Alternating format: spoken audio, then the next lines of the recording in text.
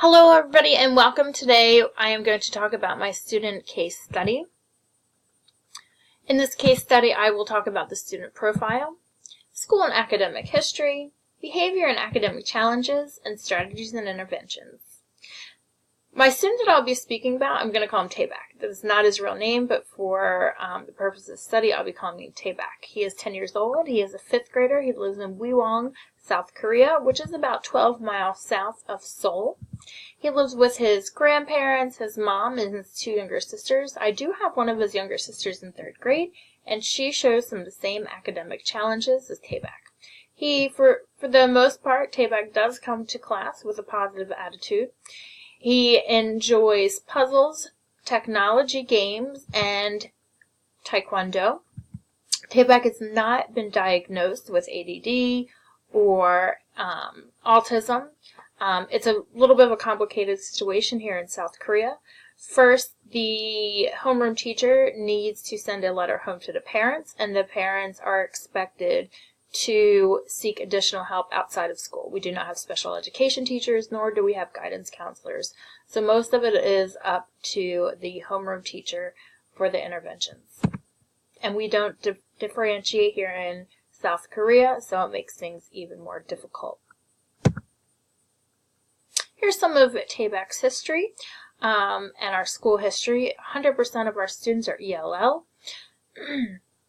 I do see Taebaek and all my 5th graders twice a week for 40 minutes. This is Taebaek's 3rd elementary school. He has been expelled from 2 sister schools, which are less than a mile away from our school. I did not have any prior knowledge, nor did anybody at my other school know that he was expelled from the other schools. And as of August, all of us teachers were asked not to test or grade Taebaek. And Taebaek has broken windows.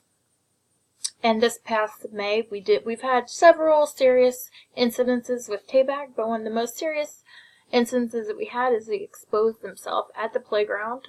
About 30 students did see him expose himself. And students took pictures of the incident, showed their parents. Many parents were upset about it. Taebaek, for his result and consequences, he went home for 3 days, and then he was put into another 5th grade class for a week. About 5 parents actually took their children out of the school because of this situation, because they weren't allowed to switch classes, and Taebaek's behavior has been very disruptive in all of the classes. Taebaek has about 14 absences. That's not including suspensions, which is another. His mom never calls, nor does she write a note when he is not going to be in school. Taebaek no longer is allowed to participate in taekwondo because of his behavior. Before this past couple months, where he didn't have to take tests anymore, Taebaek was able to read, listen, and speak English, even though it was on a very low level, but he is able and capable.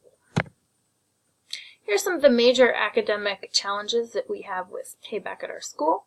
He inappropriately touches himself during class. He inappropriately touches other students. This is very hard to monitor in South Korea because students do touch each other a lot more. You'll see boys hold hands. You'll see boys sit on each other's laps.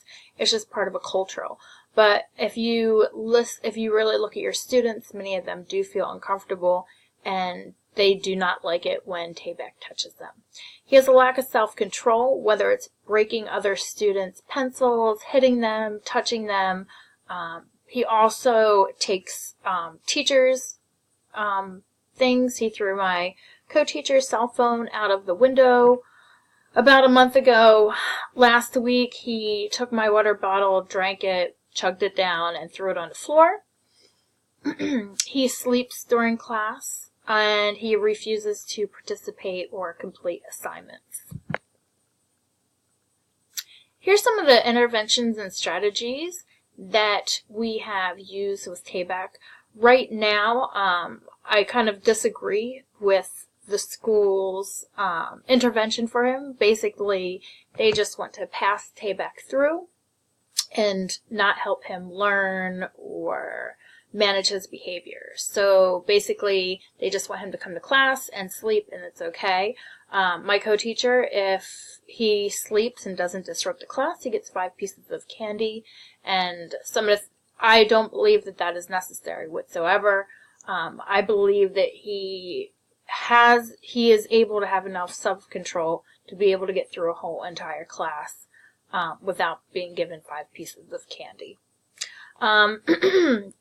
For me, when I'm in control of the class and I lead the class, Tabak has a choice. When he comes in the class, he can sit at his table or he can sit in his cool-down seat. Usually he only lasts about 5 minutes at the table before he's in a fight with another student or he can't control himself. To me, one of my number one goals is to get Tabak involved in class in some kind of way. So he really loves technology and PowerPoint and the funny GIFs that I use. So I allow him to actually help me with my PowerPoint at the beginning of class. And if we have any games, I let him keep score of all of the games. And this is another way I would like to kind of reintroduce him to his classmates and eventually allow him to collaborate and then feel comfortable enough with Tabak again for kind of the higher level students to be able to take them under his wing and help him with some of the academic challenges. When Tabak is acting out or touching himself, I kind of have like secret gestures that we do. I kind of point my eye and point at him, and if he gets it, he knows that I'm stopping for him. He'll put his thumb up or he says, "Yes, Angela." So it's been working. He's been able to self-correct lately. Unfortunately, we've had a couple mishaps this last week. His behavior has improved, but he's been sleeping even more.